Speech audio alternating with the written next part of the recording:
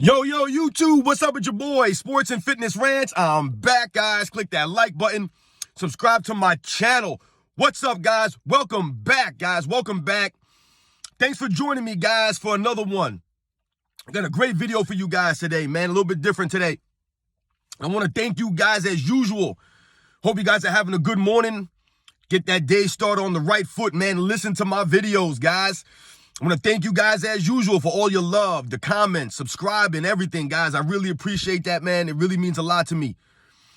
And in this video, I want to talk about something real quick, guys, that I just always thought was very, it's very interesting or very cool, I guess. I always focus on the 80s and 90s, guys. That's the era I grew up watching, and specifically the 90s. That's really what I grew up watching, 90s NBA.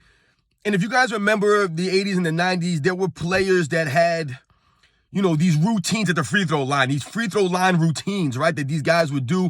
And some of them are very unique. So we're going to talk about that real briefly, guys. It's going to be a quick video, man. So hit that play button, turn the volume all the way up, guys. Listen to my voice, and let's roll.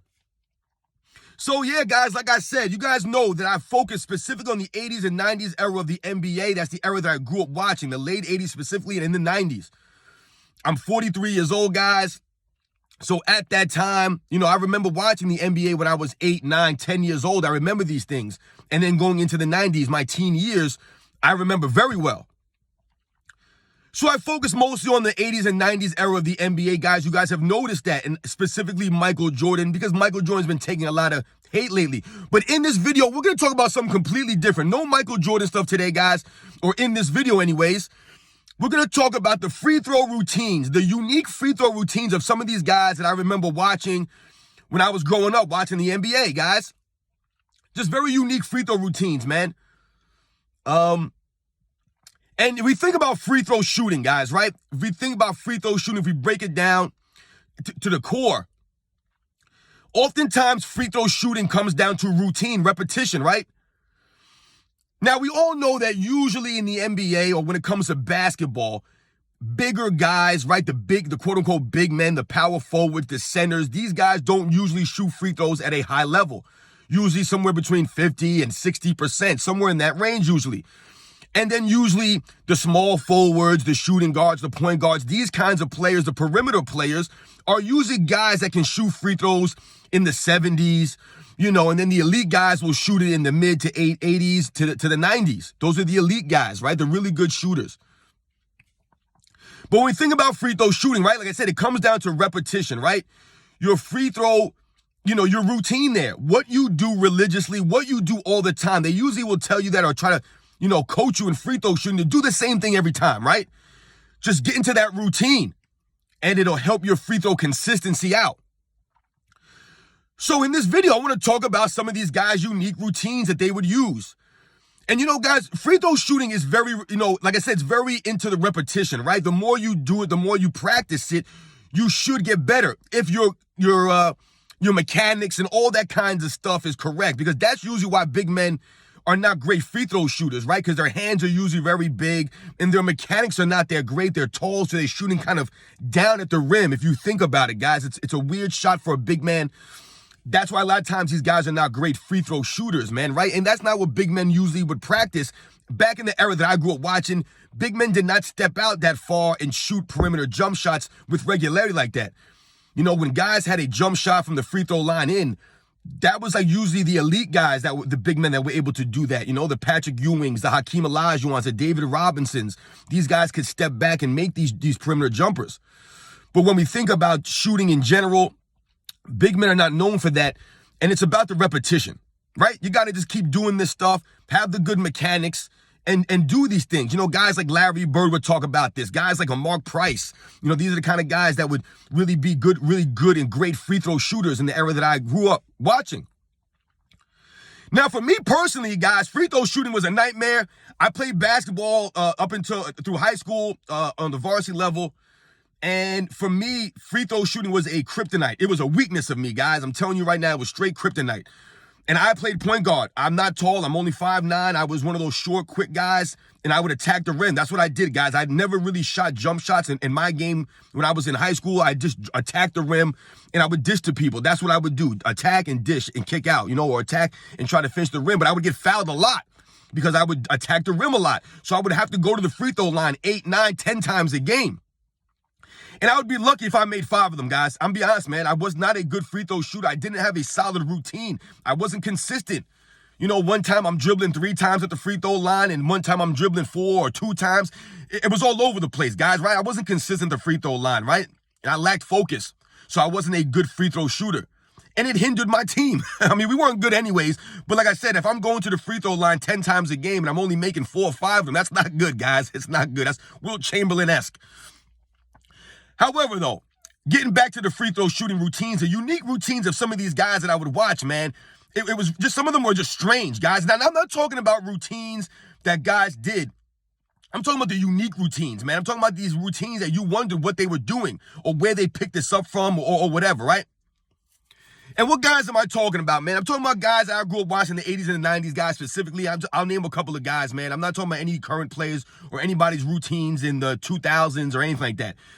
But I think about guys like Jeff Hornacek, right? Jeff Hornacek had a very unique routine at the free throw line. And Jeff Hornacek was a very excellent free throw shooter. But he would have this unique routine where he would rub the side of his face before he would shoot. You guys know what I'm talking about. And then he would shoot the free throw.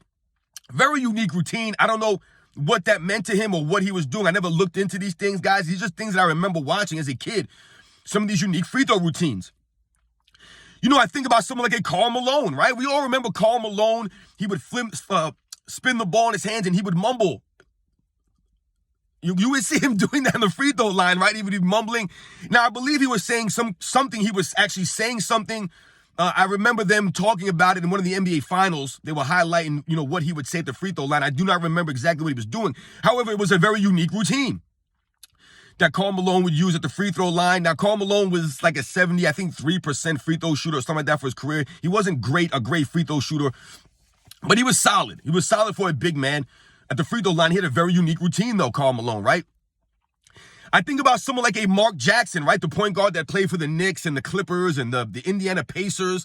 Mark Jackson had a very unique routine at the free throw line also, where he would almost like hold his hand out like he was shooting, the shooting motion at the free throw line. He would hold it out, and then he would go and shoot a shot.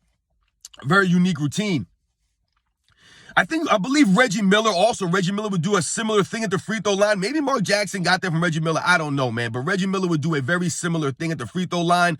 He would hold the hand out extended before he shot. And we all know that Reggie Miller is one of the greatest free throw shooters in the NBA history. I think about someone like a Jason Kidd. You guys remember Jason Kidd, man? He came in the NBA, I believe in 1995, I believe it was, or whatever. But Jason Kidd would have this routine where he would blow a kiss almost like to the rim before he would shoot it. Now, later in his career, he would actually stop doing that. I believe that kiss was to his wife. I don't remember exactly what it meant or whatever to him. But later in his career, he would stop that. I believe when he got like divorced and things like that, he had some personal off the court issues, whatever. He would stop doing that later in his career. But for most of his career, Jason Kidd would have the kiss to the rim and then he would shoot, man. Very unique routine. You don't see anybody really doing anything like that. I think about Alonzo Mourning, guys. Alonzo Mourning, we all remember Alonzo Mourning, one of the greatest defensive centers of all time. Really good shot blocker. Alonzo Mourning, who played for the Charlotte Hornets, the Miami Heat, he had these thick wristbands that he would wear, these very long wristbands, and he would always like pat his forehead, his lips, and then he would shoot the free throw. You guys remember, go look at Alonzo Mourning. He would always do this with the wristbands, and then he would shoot it in. You guys remember what I'm talking about. He'd wipe the forehead, the mouth, the forehead with the wristbands, and then he would shoot, man. Another unique routine. Patrick Ewing, similar to Alonzo Mourning. Patrick Ewing was a heavy sweater. He would often wipe his sweat with his wristbands, but at the free throw line, he would spin the ball a lot, and he would almost stare at the ball, right? He would like stare at the ball for a little bit, man. Right, he'd look down at the ball, get the hands right, and then he would shoot it up. Just dripping sweat all over the place. Patrick Ewing at the free throw line. Oh man, just different routines, guys. When you think about in NBA history, some of these routines that these guys would do. We think about someone like a Rick Barry. Now, like I said, this is not the 80s, and I didn't grow up watching Rick Barry, but I just think about someone like off the top of my head, Rick Barry with the underhand shot. Just some of these things over the years, some of these guys would do, man. Like I said, it just, the routines, that's what it's about, man. That routine at the free throw line. Some of these guys had some very unique routines at the free throw line.